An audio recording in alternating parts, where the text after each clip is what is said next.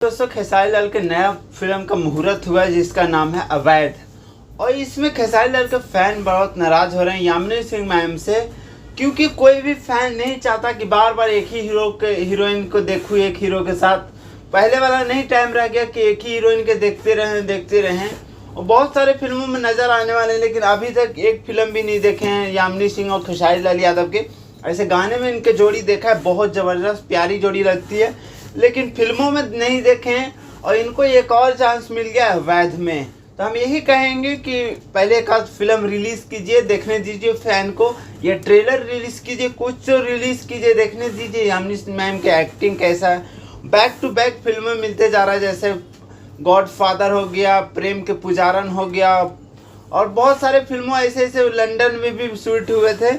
सो पहले एक आध मूवी आने दीजिए, उसके बाद अवैध में मौका मिला, देखते हैं कैसा इसमें भी काम करते हैं। ऐसे यामिनी सिंह मैम के जोड़ी खेसारी लाल के यादव के साथ तो बहुत अच्छी प्यारी लगती है, और देखते हैं एक्टिंग कैसा लगता है। फैन नाराज हो रहे हैं, खेसारी लाल यादव के गुस्सा हो रहे हैं।